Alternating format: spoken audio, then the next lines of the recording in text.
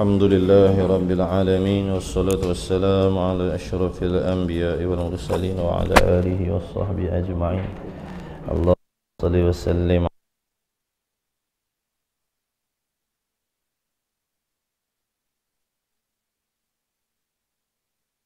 Hasbunallah wa ni'mal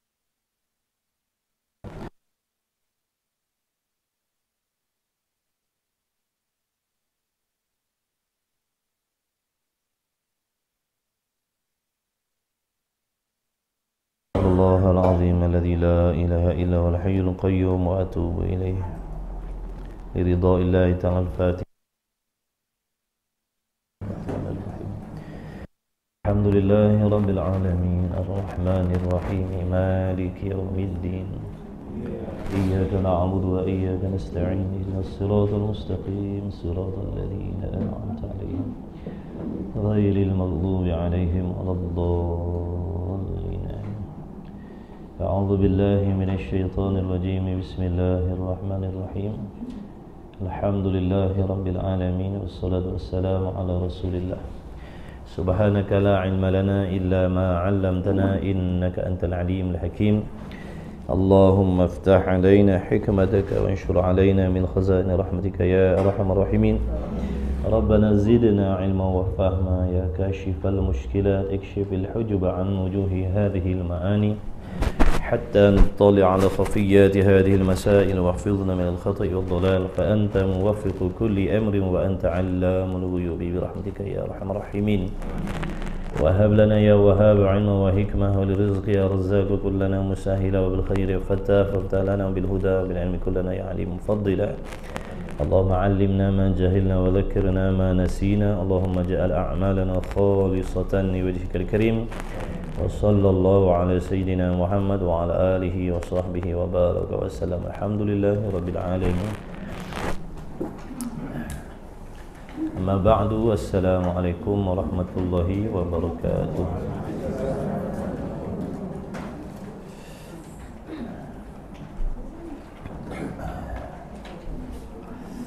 Alhamdulillah, segala puji bagi Allah Subhanahu wa ta'ala. Bersyukur kita kehadiran Allah yang masih lagi sudi mengkehendaki menentukan kita untuk duduk di dalam taman-taman syurga, majlis ilmu, majlis zikir. InsyaAllah sama-sama kita jaga hati kita daripada permainan tipu daya nafsu dan syaitan yang membisikkan niat-niat yang tidak baik di dalam hati kita yang boleh menjadi asbab apa yang kita lakukan, ibadat yang kita buat tidak diterima oleh Allah Subhanahu wa ta'ala. Alhamdulillah, insya-Allah sambungan kitab kita pagi ini Misbahul Munir, muka surat Jawi ke soal Jawi 34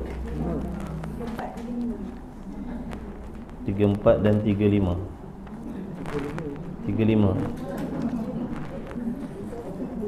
Jawi pun ada edisi lain-lain ke?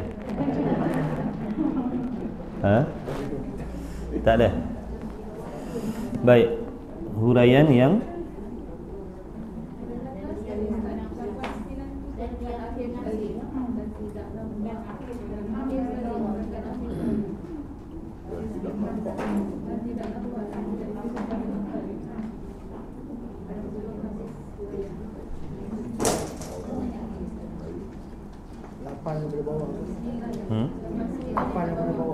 daripada bawah dan tidak nampak.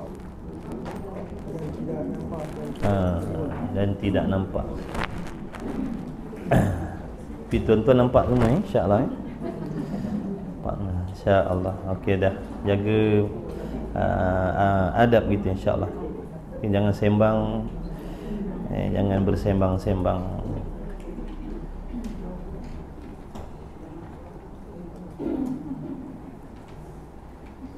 Dah.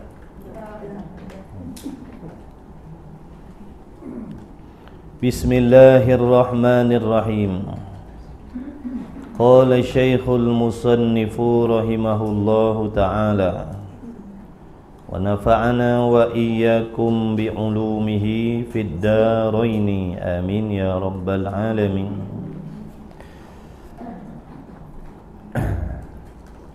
Kita undur belakang sikit.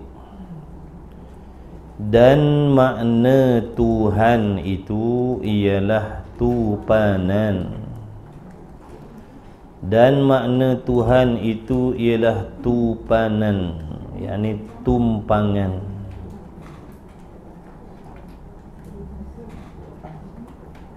Dah. Jangan bercakap. Dan makna Tuhan itu ialah tupanan, yakni tumpangan.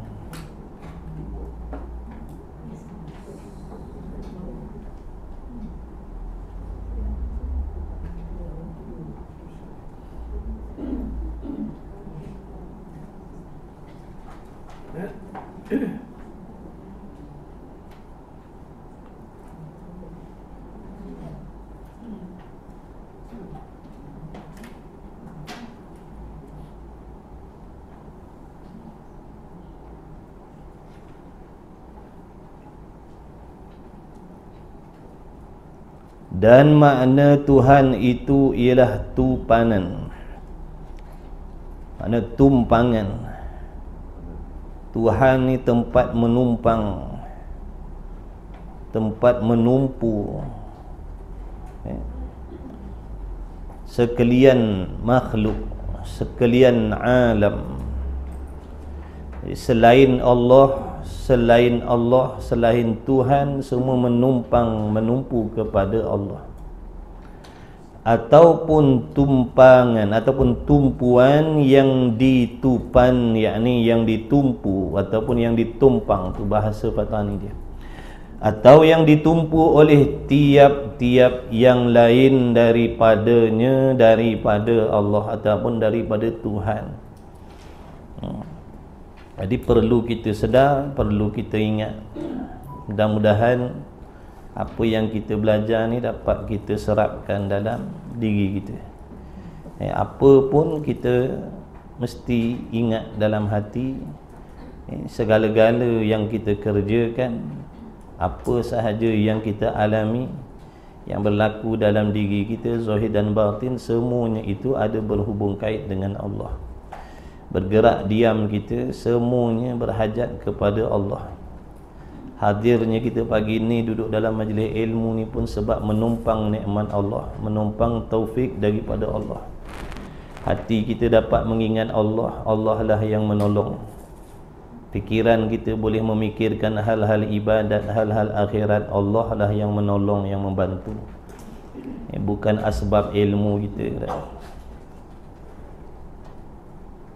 Maka tidak boleh jadi tupanan atau tumpuan. Makna akal kita tak boleh nak menerima Tuhan itu menjadi tempat tumpuan, tumpangan, melainkan satu zat yang terkaya.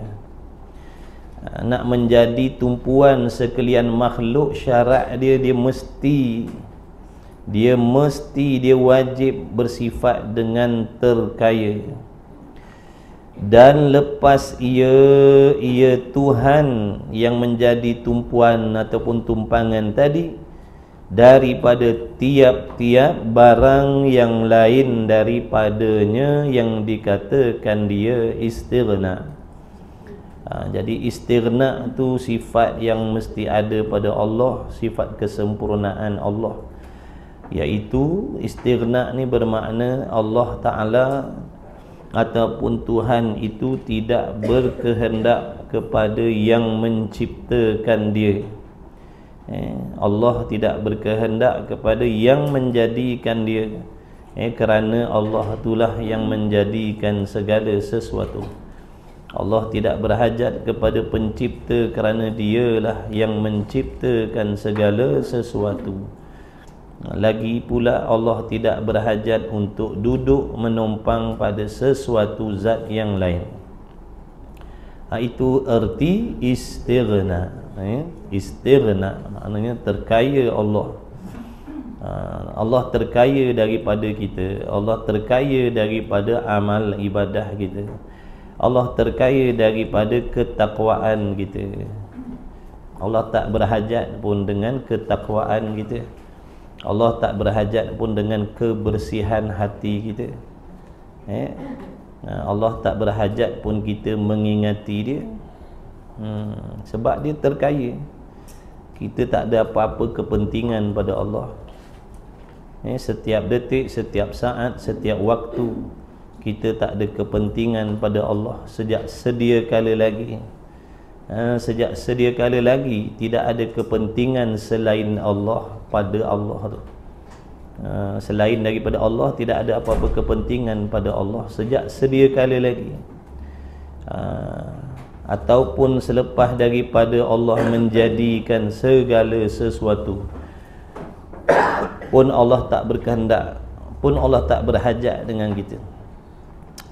Allah menyuruh kita membuat taat, Allah menjadikan kita, Allah menghidupkan kita di alam ni supaya nak memberi kepada kita kelebihan, dapat mengenal Allah, dapat mengabdikan diri kepada Allah, yang akhirnya faedah daripada ketaatan itu akan dikembalikan kepada kita. Jadi Allah tak berkehendak pun dengan kita sebenarnya. Sebab tu siapa nak taat, siapa nak terus buat maksiat, teruskan. Sebab Allah tak ada apa-apa kepentingan. Buruk baik yang kita buat kembali kepada diri kita sendiri. Siapa yang nak simpan penyakit-penyakit, sifat-sifat jijik kotor dalam hati, simpan. Siapa berasa beruntung, simpan. Allah tak jadi apa-apa pun dengan kemaksiatan hati kita. Sebab yang menerima kecelakaan dan kesialan daripada dosa tu diri kita sendiri. Dosa tu diri kita sendiri. Allah tak berhajat pun dengan kita. Jadi jangan kita sombong dengan Allah. Jangan kita sombong dengan Allah, meneruskan perbuatan-perbuatan keji, mungkar, padahal Allah tak menjadi mudarat pun dengan maksiat yang kita buat. Kecelakaan dosa tu, kesialan dosa tu kembali kepada diri kita sendiri. Dengan sebab itu, orang yang hamba-hamba Allah yang tidak ingin mendapat kesialan di hari akhirat, hendaklah menjaga diri zahir dan batin, menjauhkan maksiat yang zahir, bahkan hati. Kena sucikan hati daripada sebarang penyakit. Kena cari ubat dia cepat-cepat. Allah tak peduli sekalipun kita orang rajin mengaji, rajin mengajar, rajin sembahyang, rajin puasa, banyak berzakat dan sebagainya. Allah tak peduli.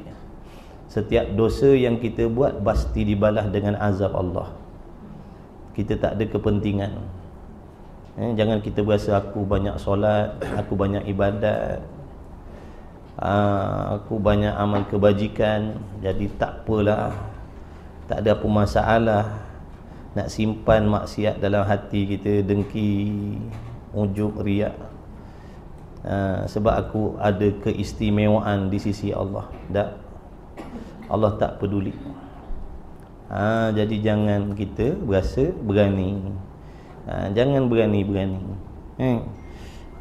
Jangan berani-berani. Mudah-mudahan Allah timbulkan dalam hati kita perasaan gerun, takut, risau, bimbang dengan azab yang dijanjikan oleh Allah Subhanahu Wa Taala. Sebab tu terlebih dahulu kita kena kenal dulu siapa dia Tuhan. Siapa Tuhan. Daripada mengenal Tuhan itulah yang akan menerbitkan dalam hati kita perasaan takut. Takut dengan Allah, malu dengan Allah, gerun dengan Allah, yang akan mengajak hamba tu nanti menjadi hamba yang lebih dekat dengan Allah, lebih baik, lebih bersih di sisi Allah Subhanahu Wa Taala. Dengan sebab itulah mengenal Allah ni, ilmu yang nak mengajak kita mengenal Allah ni hukumnya wajib. Wajib. Dia bersangkut paut dengan ibadat. Ilmu tauhid ni ada sangkut paut dengan ibadat. Kita dihidupkan kerana ibadat. Ibadat tak boleh dipisahkan dengan ilmu. Tanpa ilmu bagaimana kita nak mengerti, memahami selok-belok ibadat yang disuruh oleh Allah Subhanahu wa taala. Kita berasa senang hati, padahal ibadat yang kita buat jauh daripada yang sebenar. Kita berasa selesa dengan diri kita, sedangkan ibadat yang kita buat jauh daripada apa yang Allah kehendak. Allah suruh meninggalkan semua jenis maksiat, tapi kita tinggalkan sebahagian. Banyak lagi maksiat yang kita duk tunggang hari-hari, tapi berasa diri dah selamat, berasa diri dah sentosa, berasa diri dah aman. Itu semua permainan nafsu, tipu daya nafsu. Nafsu menipu diri kita, konon-kononnya kita ni dah dekat dengan Allah, padahal masih jauh sangat-sangat lagi. Masih jauh sangat-sangat lagi. Dan tiap-tiap barang yang lain, apa maksud barang yang lain ni? Selain Allah lah, alam lah. Tiap-tiap barang yang lain, sama ada manusia, jin, syaitan, iblis, batu, kayu, binatang, tumbuhan, ikutlah, tu maksud barang yang lain. Dan tiap-tiap barang yang lain berkehendak, berhajat, bergantung dan menumpu kepadanya, kepada Allah. Kita ni sedar tak sedar, sentiasa berkehendak kepada Allah. Sedar tak sedar, sedar tak sedar, itulah hakikatnya. Dalam keadaan kita ingat, kita lupa, itulah hakikatnya bergantung dengan Allah. Pagi, petang, siang, malam bergantung dengan Allah. Pagi, petang, siang, malam bergantung dengan pertolongan Allah. Tapi kita melupakan Allah. Tak nak patuh dengan perintah Allah yang sentiasa memberi pertolongan. Jadi kita ni hamba yang banyak khianat dengan Allah. Kita ni banyak khianat dengan Allah. Kita banyak khianat dengan Allah. Banyak nikmat yang Allah bagi, kita khianat. Kita tak amanah dengan nikmat yang Allah pinjamkan. Allah mengamanahkan nikmat-nikmat tubuh badan kita, anggota zahir, supaya digunakan untuk melaksanakan perintah Allah. Tapi kita gunakan nikmat-nikmat tadi untuk melawan Allah. Jadi kita ni hamba macam mana? Sebab tu jangan pernah rasa baik. Jangan pernah merasa baik. Kita khianat dengan Allah. Allah bagi hati, suruh simpan akhirat, kita simpan dunia. Allah bagi akal, suruh fikir, cari jalan bagaimana nak membuat persiapan mati. Kita gunakan akal fikiran kita sepenuh-penuh, setiap hari berbimbang, risau dengan dunia. Itu salah kita. Jangan kita tak nampak tu satu kesalahan. Itulah kesalahan. Allah bagi akal fikiran supaya cari jalan bagaimana nak membuat persiapan akhirat. Tapi kita gunakan akal fikiran kita duk berfikir, bersibuk, berbimbang dengan hal-hal yang tak ada sangkut paut dengan ibadat. Lepas tu berasa baik dah. Ujub pula dah. Dah lah maksiat, ujub pula dah, perasan baik. Dan menumpu kepadanya dengan dikatakan dia iftiqar. Iftiqar maknanya apa? Berkehendak segala sesuatu kepadanya Allah. Segala sesuatu berhajat kepada Allah. Manusia ataupun tidak, semua berhajat. Batu, kayu, semua berhajat. Daripada sebesar-besar makhluk sampailah seseni-seni, sehalus-halus makhluk. Setiap jirim, setiap jisim, setiap atom, setiap sel-sel dalam tubuh badan kita, semua bergantung, berhajat kepada Allah yang menjadikan. Setiap debu-debu, setiap debu-debu, setiap titisan-titisan air hujan itu semua berkehendak bergantung kepada Allah. Dan tidak nampak dan tidak terima pada fikiran akal dengan terkaya. Jadi akal kita tak boleh nak terima, nak mengatakan Allah tu bersifat terkaya dan istighna itu, melainkan, maksud melainkan ni baru akal boleh terima, iaitu satu zat yang pasti sungguh bersifat dengan wujud. Pasti sungguh bersifat dengan wujud. Kalau Allah itu, kalau Tuhan itu tidak bersifat wujud, kalau Allah tu sendiri tidak bersifat dengan ada, bagaimana nak dikatakan Allah itu terkaya? Kerana tiap-tiap sesuatu yang tiada itu pasti berhajat kepada yang menjadikan dia. Macam mana nak kata Allah tu terkaya kalau Allah tu sendiri tidak wujud? Bagaimana nak dikata Allah tu kaya kalau Allah tu tiada? Sebab tu katanya musannif tadi, akal tak boleh terima nak mengatakan Allah itu bersifat kaya, melainkan baru boleh terima dia mesti wujud. Kalau Allah tak wujud, kita nak kata Tuhan tu tak ada tapi dia terkaya, mana boleh? Macam mana nak dikatakan Allah tu terkaya sedangkan dia tak wujud? Kerana setiap benda yang tidak wujud itu berhajat kepada yang mewujudkan, yang mengadakan, yang menjadikan. Nampak tak? Faham tak saya kat situ? Jadi akal tak boleh faham nak mengatakan Allah itu terkaya kecuali dia mesti ada. Sebab itu ada Allah tu wajib. Ada Allah tu wajib akli. Mesti ada, mesti sungguh ada. Allah tu pula sedia kala, tak boleh dikatakan baharu. Kalau ada Allah tu baharu, menunjukkan asalnya tiada.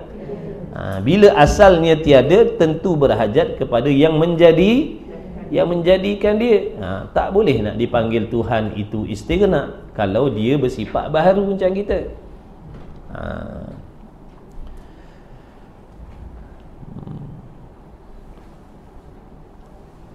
Dan tak terima pada fikiran akal, tak masuk akal, tak masuk akal yang waras nak dikatakan Allah tu terkaya, sedangkan dia bersifat dengan tiada. Tak masuk akal, tak boleh terima pada akal. Bahkan mestilah dia wujud, mestilah dia wujud. Wujud dia pula mestilah qadim, sedia kala. Bila ada Allah sedia kala, ada Allah tidak ada permulaan bagi adanya, di situlah menunjukkan dia tidak berkehendak kepada sesuatu yang lain. Dia tak berhajat kepada pencipta. Adapun kita alam ni, kita makhluk ni, selain daripada Allah ni, kita tak boleh dipanggil kaya, kita tak boleh dipanggil terkaya. Kenapa? Kerana kita berkehendak kepada Tuhan yang menjadikan, berhajat kepada Tuhan yang memberi nikmat, berhajat kepada Tuhan yang memberi taufik dan sebagainya. Jadi kita tidak bersifat terkaya. Adapun yang kita guna pakai, kita panggil orang tu orang kaya, itu kaya majazi, kaya pinjam, bukan hakiki. Kaya muqayyad nama dia. Kaya yang bergantung dengan nikmat pertolongan Allah. Meskipun dia panggil orang kaya, orang terkaya dalam dunia, orang paling kaya dalam alam semesta, hakikatnya dia bergantung dengan nikmat yang diberi oleh Allah. Begitulah yang lain-lain, yang mengaku pandai, yang mengaku alim, yang mengaku warak, yang mengaku soleh, yang mengaku bertakwa, yang mengaku bagai-bagai, semua tu pinjam, gantung dengan nikmat Allah. Kena selalu ingat dalam diri kita, barulah insya-Allah boleh selamat hati kita daripada penyakit-penyakit yang dibenci oleh Allah. Biasanya timbul dalam hati kita penyakit takabur, sombong, merasa diri lebih baik, lebih mulia daripada orang lain, kerana kita melupakan hakikat diri kita yang sebenar-benarnya berasal daripada tiada, kemudian dijadikan oleh Allah. Kemudian Allah memberi pinjam pelbagai jenis nikmat, memberi pertolongan yang macam-macam. Dengan sebab itu, bila kita memandang diri kita, memandang diri kita, ada sifat keakuan kita, di sinilah kita melupakan Allah. Bila melupakan Allah, kita mulalah mengharap-harapkan puji-pujian daripada manusia. Kita ni hamba yang tak sedari, kita suka cakap orang tak sedari, kita sebenarnya yang lebih tak sedari. Kita suka kata orang tak sedari. Kita ni sibuk dengan dosa orang. Dosa kita tak habis cari. Bukan tak habis cari, tak ada masa nak cari, sebab sibuk dengan dosa orang lain. Tunggu nanti, tunggu satu masa bila sampainya kematian kita, baru kita tahu alangkah ruginya hidup ni bila bersibuk dengan dosa orang lain, sampai tak ada masa nak baiki diri sendiri.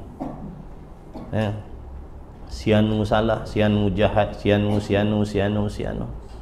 Yang diri kita kotor ni, yang diri kita tak ingat Allah ni, lupakan Allah ni, hati penuh dosa maksiat ni, penyakit tak ubat-ubat lagi, penyakit hati kita. Batu lah. Lupa sebab heboh dengan orang. Nak cari pujian orang, nak cari sanjungan orang, takut dicela oleh orang, takut kita tak dihargai. Itu semua yang melupakan kita dengan Allah. Buat sesuatu harap orang hargai. Sebab tu bila orang tak hargai kebaikan kita, kita rasa kecewa. Salah kita. Siapa suruh tak ikhlas dalam buat kebaikan? Kalau orang yang ikhlas dalam buat kebaikan, dia tak akan kecewa, kerana dia yakin kebaikan dia akan dibalas dengan kebaikan oleh Allah. Tapi dah bangsa hati perut kita ni jahat, memang kena cakap macam tu, biar berasa jahat. Sebab tu hati kita ni penuh dengan sifat-sifat yang akan memanggil kesialan untuk diri kita sendiri. Jangan berasa dosa tu alah dosa. Dosa ni jadi asbab kita mendapat sial hari kiamat besok. Saat nak mati tu, sakaratul maut tu, tu nombor satu, pembukaan akan bertemu dengan kesialan dosa-dosa tu. Kata ulama, dosa tu membawa sial. Biar nampak jahat, keji, kotornya dosa. Ini kita sebut dosa, alah dosa pahala, biasalah dosa pahala. Tak ada rasa apa, sebab tu kita buat dosa, tak ada masalah. Sebab pada kita adalah dosa. Tahu tak dosa tu menjambakkan kita nanti dapat sial di hari kiamat. Na'udzubillah min zalik. Ada tempat kena terjemahkan macam tu, supaya rasa benda tu keji, biar kita berasa tak nak buat benda macam tu. Tak nak. Sebab apa? Kesialan. Orang panggil sui. Dosa ni bawa sui. Besok nak mati, besok baru dapat dia punya sui dia. Cara nak selamat, taubat kepada Allah. Taubat kepada Allah sungguh-sungguh. Perbaiki diri kita. Sudah-sudahlah, tinggalkan Allahumma salli ala sayyidina Muhammad. Urusan kita nak mencari, nak teropong, nak selak habis dosa orang. Sudah-sudahlah. Puluh tahun dah kita buat kerja tu, pencin-pencin lah. Puluh tahun buat kerja tu, pencin-pencin lah. Tak ada apa yang menguntungkan, bahkan mengotorkan lagi hati kita. Hati kita dah lah kotor, kita sendiri pergi cari lagi. Dosa-dosa orang ni bila kita nampak, dia akan tambah fitnah dalam diri kita. Sebab tu Islam melarang mencari dosa orang. Sebab bila kita jumpa dosa orang, dia akan jadi fitnah pada hati kita. Dia akan bernambahkan lagi. menambahkan lagi fitnah dalam hati kita. Yang dah memang sedia ada banyak fitnah dah, cari lagi, cari lagi, buat lagi asbab-asbab, sampai hati kita jadi kucar kacir. Na'udzubillah. Baik. Kemudian tu Tuhan bersifat istighna, terkaya. Jadi Allah tu wajiblah bersifat dengan ada Allah tu mesti sediakan. Kalau Allah tu adanya baharu seperti kita, maka tak layak nak dipanggil terkaya, tak layak nak dipanggil Allah tu istighna. Kemudian apa lagi selain daripada wujud Tuhan yang dikatakan istighna itu, wajiblah dia mesti bersifat dengan qidam, sedia kala. Kalau dia bersifat baharu, tak layak nak dipanggil terkaya. Jadi bila kita doa wahai Allah yang maha kaya, kita kena fahamlah maksud dia. Kenapa dipanggil Allah tu yang maha kaya? Kerana Allah tu wajib ada, kerana Allah tu adanya qadim, adanya qidam, sedia kala, bukan baharu. Kalau Allah tu baharu, tak layak nak dipanggil istighna. Kemudian baqa, artinya kekal Allah dengan makna tidak menerima binasa selama-lamanya. Kerana kalau Allah tu binasa, menunjukkan dia tidak terkaya. Kalau Allah tu binasa, kalau Allah tu mati, kalau Allah tu musnah, kalau Allah tu hilang, menunjukkan dia tidak terkaya. Dia berhajat kepada Tuhan yang mengekalkan dia hidup. Macam kita ni, kita berhajat kepada Allah yang memanjangkan umur kita, mengekalkan ada kita. Dan mukhalafatuhu lil hawadith,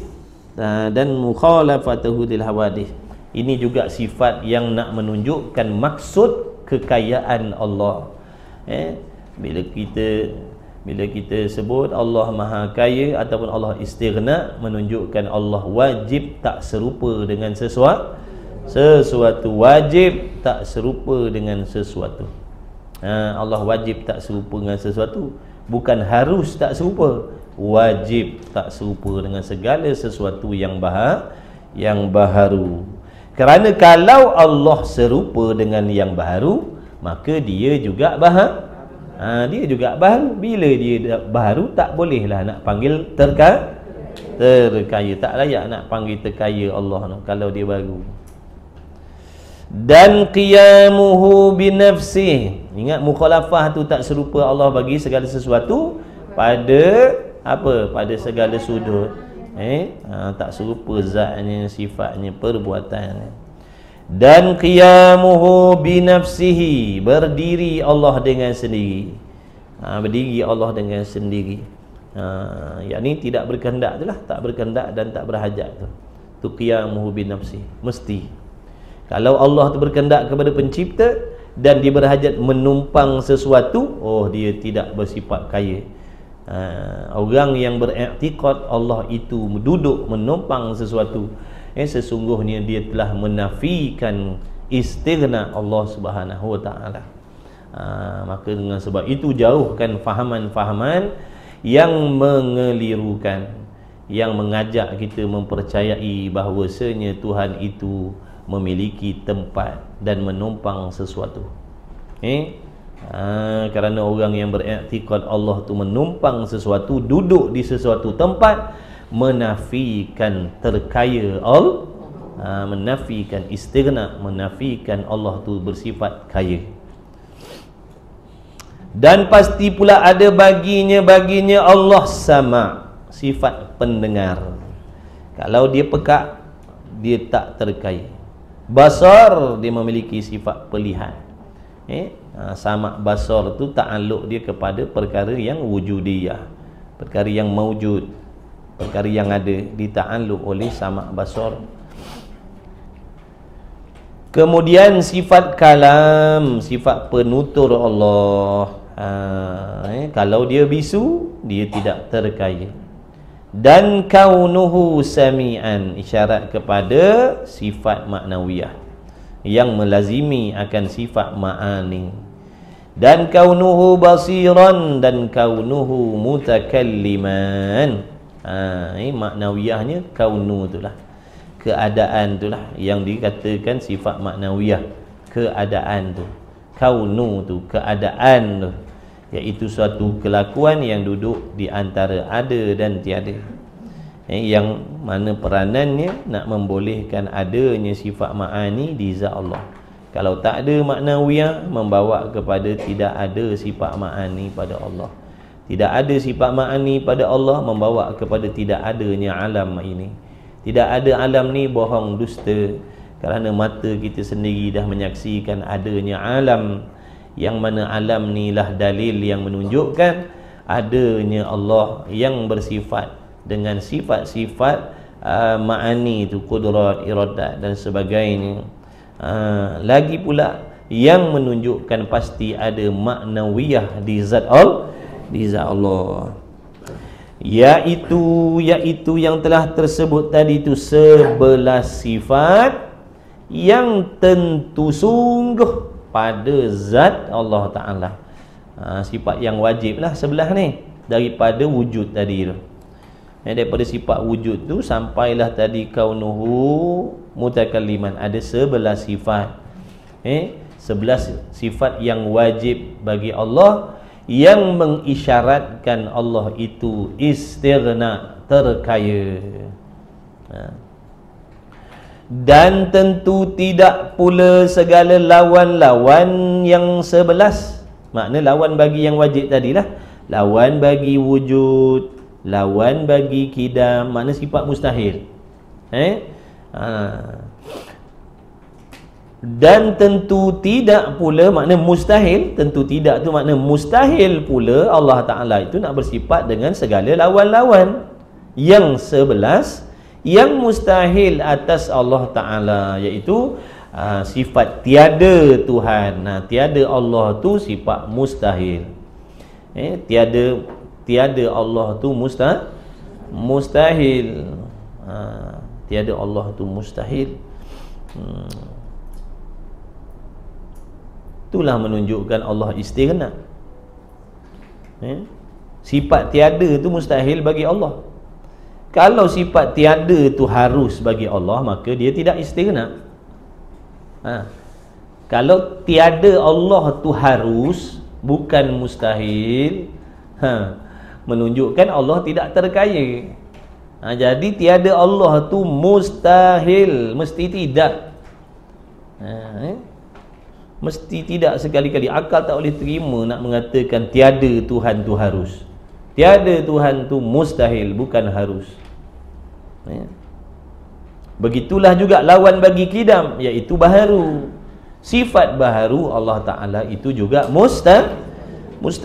Kalau sifat baharu Allah tu harus, dia tidak istighna. Macam kita lah, tiada kita ni harus. Betul? Tiada kita harus, sebab tu kita tidak terkaya. Tiada Allah bukan harus.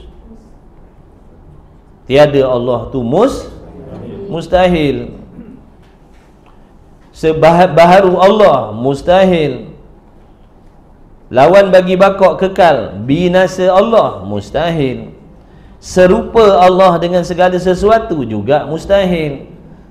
Semua tu menunjukkan kalau disabitkan sifat-sifat mustahil itu pada Allah, dengan makna Allah tu tidak terkaya. Jadi jangan diiktikadkan sifat-sifat mustahil itu pada Allah. Wajib menafikan, wajib menidakkan, wajib mensucikan hati kita daripada meletakkan sifat-sifat mustahil itu pada zat Allah. Wajib menafikan, wajib menyucikan zat Allah. Jangan diletakkan sifat mustahil pada Allah, jangan. Sebab tu sifat mustahil, bukan sifat Allah. Dan qiyamu binafsi, dan pasti pula dan kaunuhu mutakalliman, dan iaitu 11 sifat yang tertentu dengan yang tentu sungguh pada zat Allah Ta'ala, dan tentu tidak pula segala lawan-lawan yang 11 yang mustahil atas Allah Ta'ala. Maka jumlah makna perhimpunan, yakni perhimpunan demikian itu, makna demikian itu yang wajib dan yang mustahil tadi 11 campur dengan 11, 22. Tambahlah situ kat kitab tu, salah cetak tu, tinggal Dalam kitab Rumi ada. Kitab Rumi dia tulis berapa? 20. 22 lah tak? Salah cetak lah tu. 22. Sebelah yang wajib, lawannya sebelah yang mustahil. 22. Tulis itu. Mudah-mudahan yang betulnya 22. Dan tidak nampak dan tidak terima pikiran akal. Makna akal tak boleh terima, tak masuk akal. Tak masuk akal pula, tak boleh nak terima akal kita orang mukmin. Dengan terkaya dan istighna itu, melainkan zat yang harus memperbuat mungkin. Harus memperbuat mungkin. Sebab tu jangan kata wajib buat. Allah tak wajib buat mungkin, harus saja. Kalau Allah wajib buat, maknanya dia tidak istighna, terpaksa buat. Wajib buat makna terpaksa ni makna tekanan, mesti kena buat. Oh, kalau begitu dia tak terkaya. Terkaya ni dia bebas. Dia bebas, ikut dia. Dia nak buat ke, dia nak tak nak buat, dia nak suruh, dia nak bagi, nak izinkan jin telefon ke, apa nak pelik? Harus bagi Allah.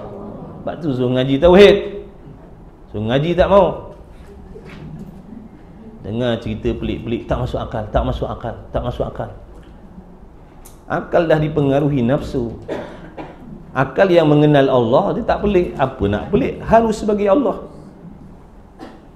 Harus bagi Allah. Kecoh cerita. Puak-puak tu memang dia tak boleh terima benda pelik-pelik. Akalnya tak sihat. Sebab tu jangan terpengaruh dengan pahaman tu. Tolak maulid Nabi, akal tak sihat. Orang memuji-muji Nabi salah, akal tak sihat. Belajar sifat 20 bid'ah, akal tak sihat. Pi tuan-tuan sayang puak-puak tu. Dalam diam duk ikut, dalam diam duk follow. Bukan saya tak tahu.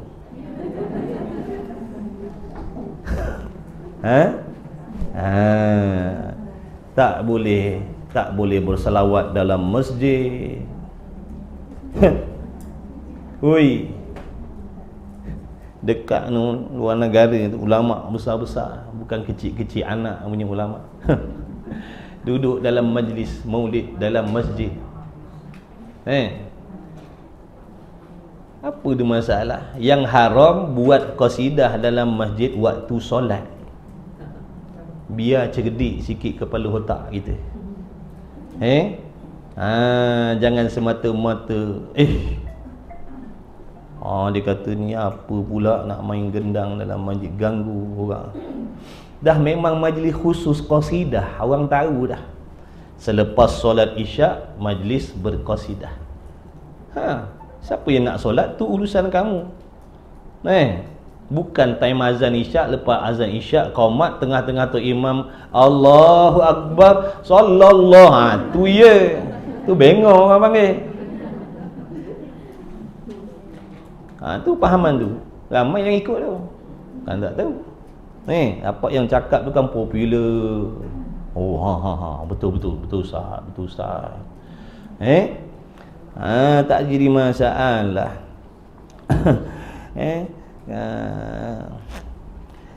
Tengok tempat lah.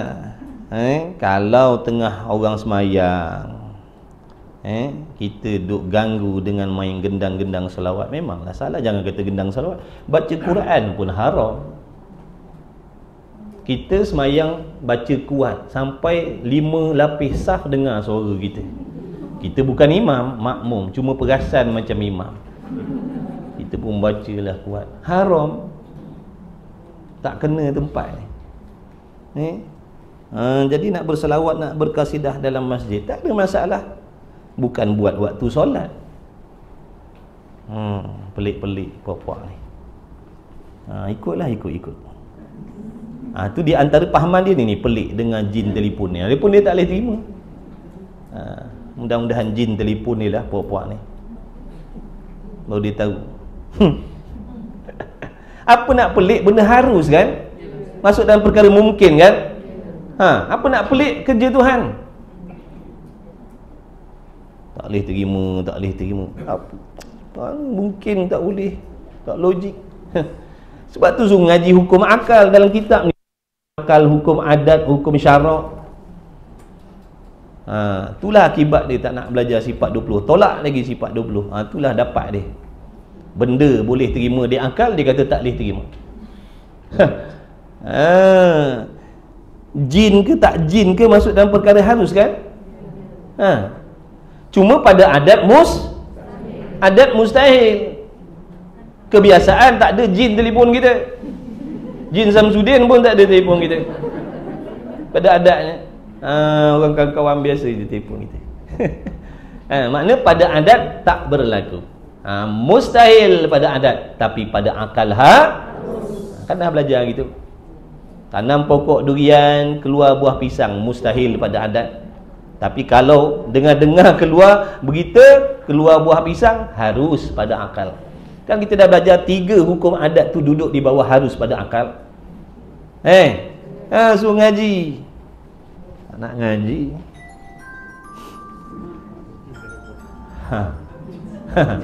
Harus pada akal.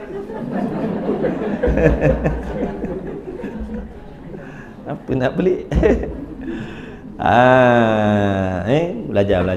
Ngaji sifat 20 ni barulah kita selamat. Sebab tu golongan tu dia tak boleh dengar cerita pasal karamah wali-wali. Dia tak boleh dengar. Dia takut orang memuja-muja, syirik, khurafat. Tu jadi punya ulaman dia. Tu ulaman dia. Kalau makan nasi tak ada ulam membida'ahkan orang, mengkurafatkan orang, dia tak kenyang makan nasi. Faham? Faham tak faham? Kemudian dah iklan tu sambil-sambil. Sebab cerita viral baru ni tuan-tuan mesti ada tengok tu. Mula-mula tengok ustaz tu cerita, ada jin telefon saya. Lepas tu puak tu dah keluar kat skrin kita. Mana boleh terima? Ya juga tak boleh terima. Haruslah. Apa peliknya? Kalau tak nak, kalau tak percaya nanti saya doakan mudah-mudahan jin telefon tuan-tuan.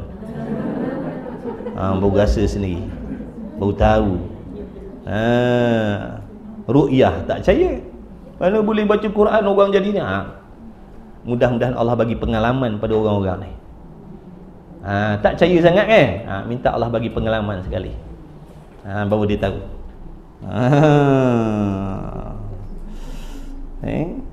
Baru dia tahu. Ramai yang terikut tu. Ramai yang terikut. Kat sini jangan ada ni geng-geng. Ya, tak ada. Sungguh tak ada? Kalau tak ada, alhamdulillah lah. Harap-harapnya gitu. Okey dah. Mana tadi? Kaunuhu. Mana? Tu harus bagi Allah. Itulah menunjukkan kekayaan Allah. Dia bebas nak mentadbir, ikut dia nak buat apa. Kalau dia mesti bagi rezeki, tak boleh buat begini, makna dia tak terkaya. Dia tak bebas dalam pentadbiran dia. Ikut dia Tuhan kan. Dia nak buat apa? Manusia tak ada kepala, manusia ada 2 muka. Manusia ada 3-4 muka. Ikut dia boleh buat benda harus. Apa nak beliknya? Cuma pada adat orang panggil mustahil, tapi pada akal harus. Allah nak jadikan kiamat hari ni, harus. Tak payah nanti petanda-petanda besar pun. Berlakunya gempa bumi di mana? Turki, bukan dengan kehendak Allah. Bengong sungguh. Apa pula bukan dengan kehendak Allah pula? Dah belajar dah hari tu. Buruk, baik, benda sengaja, benda tak sengaja, semua dengan kehendak Allah. Ramai yang percaya tu. Dia kata ni bukan dengan kehendak Allah. Dah, kalau bukan dengan kehendak Allah, kehendak siapa? Kehendak siapa? Penting belajar akidah ni tuan. Ni akhir zaman, macam-macam pahaman yang boleh merosakkan akidah ni. Orang suruh belajar akidah tak mau, sombong. Berasa dah kenal Tuhan dah, buat apa nak belajar lagi akidah. Tu kita pun terperanjat tengok berlaku gempa ni bukan kehendak Tuhan. Bukan dengan kehendak Tuhan. Mana punya pahaman ni? Dah belajar dah akidah kita ahli sunnah wal jamaah. Baik, buruk, taat, maksiat, iman, kufur, perbuatan sengaja, perbuatan yang tak disengajakan, semua tu berlaku dengan kehendak Allah. Rezeki pun pada zahir manusia yang merancang, katakanlah benda tu perancangan manusia, pun dengan kehendak Allah lah. Kemudian belajar. Belajar banyak benda. Jangan kata aku dah tahu dah. Belajar banyak benda. Sebab tu belajar agama ni tak boleh sikit-sikit. Belajar agama ni tak boleh sikit-sikit. Kena belajar banyak-banyak. Tipu daya dalam agama tu terlalu banyak. Kita belajar sikit-sikit dah. Dan tak terima pada fikiran akal pula dengan terkaya dan istighna itu melainkan zat yang harus memperbuat mungkin. Apa makna mungkin? Sesuatu yang boleh ada, boleh tiada. Aduhlah Allah buat. Nak suruh siapa telefon pun, nak suruh orang dalam kubur telefon kita pun boleh. Kalau Allah nak buat. Assalamualaikum, waalaikumsalam. Ni nombor mana pula pelik ni? 008 008. Halo, Assalamualaikum. Salam. Siapa ni? Moyang mana pula? Moyang kau lah yang dah meninggal 20 tahun dulu. Oh ya ke? Tak boleh terima akal ni. Apa nak pelik? Yang dalam kubur tu Allah nak bangkitkan hari ni, boleh? Harus tak pada Allah? Harus. Sikit-sikit pelik tak masuk akal. Harus pada akal lah. Perkara tu duduk bawah urusan Allah. Apa nak pelik ni? Dia maha kuasa. Itulah tanda-tanda kekuasaan dia.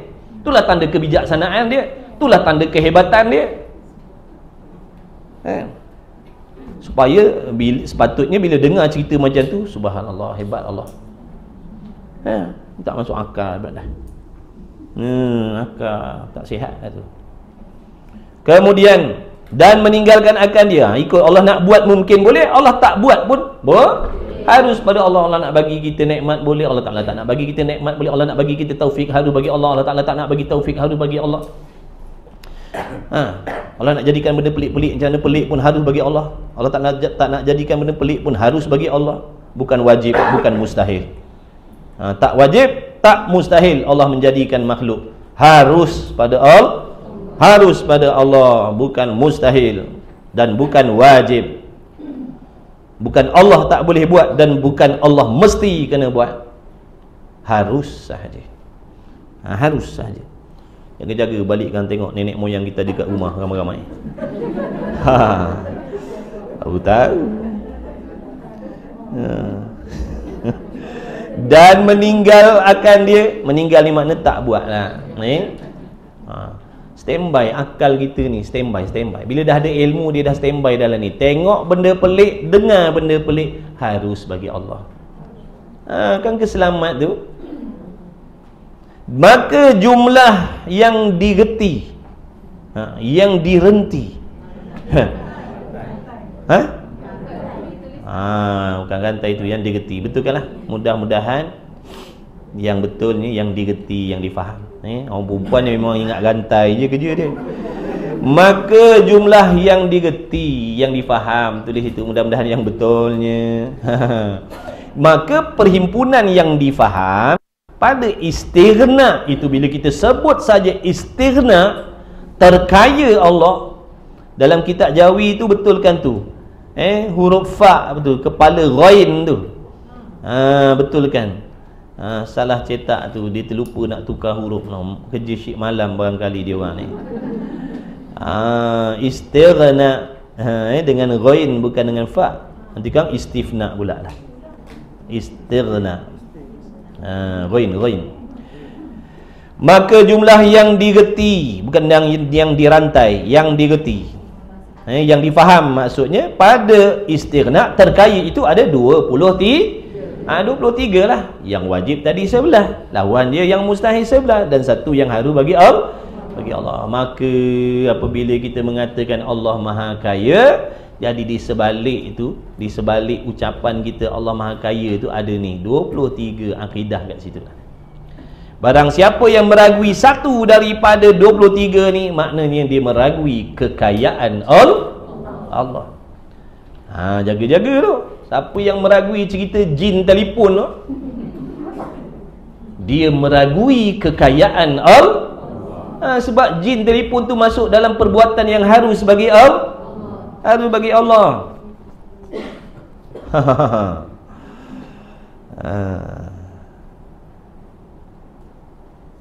Bahaya tak ngaji Bahaya ke tak bahaya? Ya ke bahaya? Ramai dia tak nak mengaji. Naknya tak bahaya lah. Tak sama seperti bahaya corona. Ramai orang takut, ramai orang risau, ramai orang bimbang. Bahaya tak mengaji, orang tak risau bahaya tak mengaji. Bahaya tak belajar agama, orang tak risau. Bahaya corona, ramai orang risau. Sebenarnya takut mati. Takut mati. Takut mati. Takut mati pun mati. Berani pun mati, takut pun mati. Persiapan tu. Tu yang sebenarnya. Risau, mati tak ada persiapan. Mati tak buat bekal, cuma berasa macam ada bekal. Berasa macam ada bekal. Bila datang mati, rupa-rupanya tak ada bekal. Rupa-rupa salah cara cari bekal. Akhirnya bekalan kita semua kena scam. Kena scam dek nafsu kita. Semayang kata semayang. Tahajud, mengaji, rumah ngaji jangan lupa pergi. Sepanjang minggu ada kuliah, mengumpat jangan tinggal. Kena scam lah kita. Habis pahala ibadat, dimakan dek mengumpat tadi. Betul tak? Dah nak bawa balik apa? Nak bawa balik bekal apa ni? Ya. Betul, kosong. Siapa yakin? Siapa mengumpat pahalanya Allah pindahkan semua kat orang lain? Kalau yakin kenapa mengumpat? Kena fikir macam tu. Dah kalau kita yakin, kalau kita mengumpat pahala ibadat kita Allah pindahkan kepada orang lain, kenapa teruskan mengumpat? Kenapa kita takut duit kita kena scam, tak takut pahala kita kena scam? Tu fikir. Kita tentang duit, tentang harta dunia, kalau hilang bukan main kita risau, takut lagi. Pahala hilang, pahala kurang, kita buat tak kisah, tak peduli. Tapi sengih. Besok pahala ni berat ni, besok ni sengit timbangan ni, besok ni sengit apa? Memang sengit balik dosa. Pahala habis kena scam dah. Semayang mengumpat tak tinggal, semayang berdengki tak tinggal, mengaji dengki tak tinggal. Apa yang kita dapat? Kena yakin benda ni bukan cerita olok-olok, tuan-tuan, perempuan, para muhibbin sekalian yang dikasihi Allah. Sebab tu Allah dekatkan kita dengan ilmu, sebab Allah nak sampaikan benda-benda macam ni supaya kita sedar. Sebab tu Nabi kata, siapa yang Allah lorongkan nak pergi majlis ilmu, dia tu tanda-tanda orang nak bagi kebaikan. Allah nak bagi kebaikan kepada dia. Allah nak mudahkan dia masuk syurga dengan selamat. Sebab tu Allah dekatkan kita dengan ilmu, supaya kita tahu benda-benda ni, rahsia-rahsia yang merosakkan ibadat ni. Nafsu menipu, nafsu tipu kita. Syaitan membisik-bisikkan dalam hati kita, konon-konon kita ni dah baik, dah bagus, dah beribadat, banyak amal. Rupa-rupanya kita ditipu. Puluh tahun kena tipu. Sebab tu nanti waktu mati kita tercengang. Tercengang sangat-sangat sebab tak ada pahala yang kita bawa. Padahal waktu hidup apa je amal yang kita tak buat. Hajinya, umrahnya, wakafnya, sedekahnya. Yang suami cari nafkah halal, yang isteri khidmat pagi petang kat rumahnya, mengajar solat berjamaah, tapi bila mati tengok kosong buku amalan. Mana pergi ni ya Allah? Rupa-rupa kebodohan kita sendiri tentang ibadat. Kita tak nak ambil peduli tentang ibadat. Kita berasa macam kita pandai buat ibadat. Akhirnya ditipu. Menyesal tak? Menyesal waktu tu. Menyesal tak mengaji agama. Sebab baru tahu apa yang buat rupanya selama ni habis macam tu je. Kalau kita belajar tentu kita faham. Pasti Allah akan tunjukkan pada kita. Ni contoh ni saya cakap ni. Ni asbab. Allah nak bagi tahulah ni kita semua. Khususnya ingatan untuk diri saya sendiri. Sembahyanglah sekuat mana, mengaji mengajarlah sekuat mana. Kalau tak buang lagi penyakit dengki, mengumpat, garanti balik fakir miskin muflis. Garanti. Itu jaminan Nabi daripada Nabi SAW. Garanti balik bawa dosa. Tak ada pahala yang kita akan bawa. Wakaf tak wakaf? Wakaf tak wakaf? Mengumpat, hilang semua wakaf kita. Dapat ke orang yang kita umpat. Sebab tu kalau tuan-tuan nak ngumpat, tolong ngumpat saya. Biar masuk semua pahala ibadat yang tuan-tuan buat tu masuk dalam buku akaun saya. Sungguh. Sebab tu ada ulama kata kalau kau nak mengumpat orang, lebih baik kau mengumpat mak bapak engkau sendiri, supaya pahala tu masuk dalam buku pahala mak bapak engkau. Bukan maksud suruh mengumpat mak bapak. Daripada kau mengumpat, kata dia, daripada kau mengumpat orang tak siapa-siapa yang tak ada berbakti pun dengan kau, baik kau mengumpat mak bapak kau, kata dia. Supaya pahala-pahala kau tu kembali pergi kepada mak ayah kau. Bukan maksud di sini. Kan ada yang cut video pula kan. Kalau percaya buat ni. Ustaz ni suruh mengumpat mak bapak, kata dia. Pula dah. Nak cerita. Nak menceritakan memang sungguh-sungguh pahala kita tu Allah pindahkan. Tak sayang ke buat pahala ni tuan? Tak sayang. Kita sayang duit ke sayang pahala?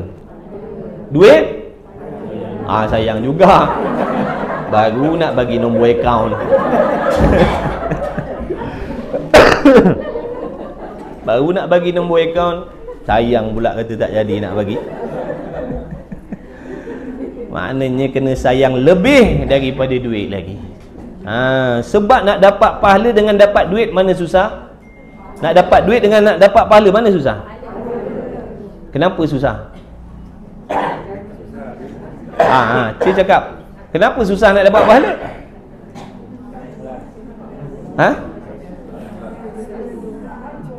Banyak perkakas nak kena cari.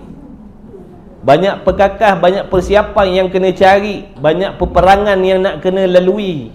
Banyak tipu daya yang nak kena elakkan, baru dapat pahala tadi. Jadi bukan senang nak dapat yang namanya pahala ni. Orang yang kata asalkan buat dapat pahala, ini orang jahil. Orang yang tak faham selok belok ibadat. Orang kalau faham selok belok ibadat, pahala ni sukar nak diperolehi. Hikmah dia supaya kita sayang sangat-sangat pahala ni, sebab payah nak dapat. Orang yang berasa sayang sangat pada pahala, dia akan jauhkan diri daripada benda yang membinasakan pahala dia. Dia akan taubat, berhenti daripada mengumpat. Sebab dia tahu mengumpat ni lah yang jadi skema pahala dia tu. Dengki, berhenti. Sebab benda-benda tu menghabiskan pahala. Jadi hati-hati. Hati-hati. Jangan kita seronok buat ibadat, lepas tu sengih seorang-seorang, berasa macam dah banyak pahala bawa balik, tapi benda-benda tadi kita tak pencen berhenti lagi. Angan-angan ni, itu semua jadi khayalan, angan-angan sahaja. Kena ada usaha ikhtiar diri kita, menjauhkan diri kita daripada buat benda-benda yang menjadi asbab binasanya pahala. Kena buat sebab taubat, tinggalkan benda-benda tu. Sudah-sudahlah. Yang ruginya kita bukan orang. Itu nasihat untuk diri saya sendiri khususnya. Kalau nak ambil, kalau tak nak ambil, sudah. Kemudian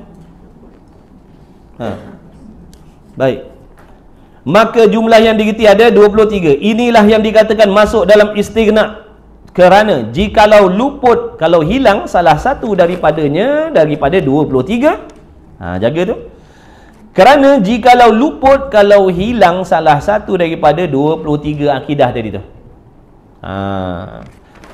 maka ada kalanya berkehendak kepada yang menjadikan dia. Maksudnya Kalau hilang salah satu daripada 23 tu, membawa kepada Allah tu akan berkehendak kepada yang menjadikan dia. Tengok tu, jika luput sifat wujud.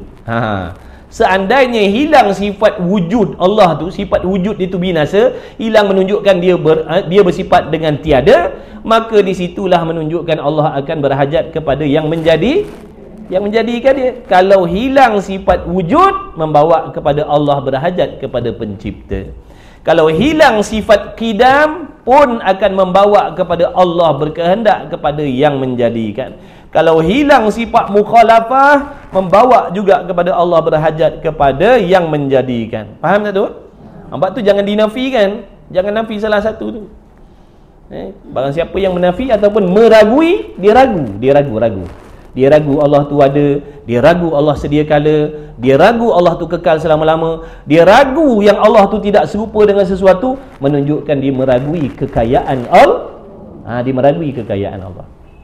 Dan setengah daripada makna qiyamuhu bi nafsih, dan ada kalanya berkehendak kepada zat yang hendak menumpang akan dia.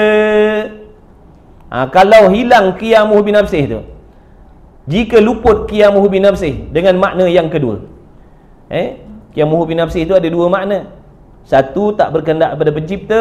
Yang kedua, berhajat menumpang. Jadi kalau Allah tidak bersifat dengan qiyamuhu bi nafsih, menunjukkan Allah mesti kena duduk menumpang pada sesuatu. Bila dah Allah mesti duduk menumpang sesuatu, hilanglah sifat hilanglah sifat kekayaan Allah istighna tu. Dan ada kalanya berkehendak kepada yang menolak kekurangan dan penyakit-penyakitnya jika luput samak basar kalam. Seandainya hilang sifat pelihat Allah, hilang sifat pendengar Allah, hilang sifat penutur Allah, membawa kepada kekurangan pada Allah. Bila Allah itu bersifat dengan kekurangan, sudah tentulah dia berhajat kepada yang menyempurnakan kekurangan dia. Dan juga kaunuhu sami'an, kaunuhu basiran, dan kaunuhu mutakalliman, yang melazimi akan sifat ma'ni yang tiga tadi tu. Dan ada kalanya di bawah tekanan jika luput sifat harus. Kalau Allah tu tidak bersifat dengan harus, maka Allah tu duduk dalam tekanan. Mesti kena bagi. Allah mesti kena jadikan kita. Allah mesti kena bagi makan minum pada kita. Allah mesti layan kehendak kita. Allah mesti bagi yang baik-baik pada kita. Jadi macam tu.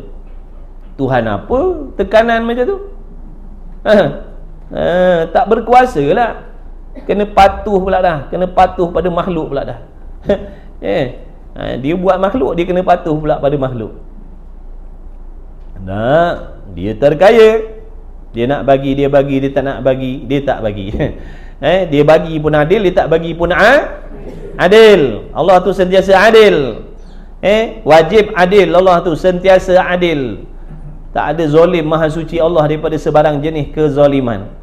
Dia bagi makan pun zalim, dia bagi makan pun dia adil, dia tak bagi makan pun dia adil. Dia bagi taufik pun dia adil, dia tak bagi taufik pun dia adil. Hak milik dia, ikut dia nak cipta apa pun.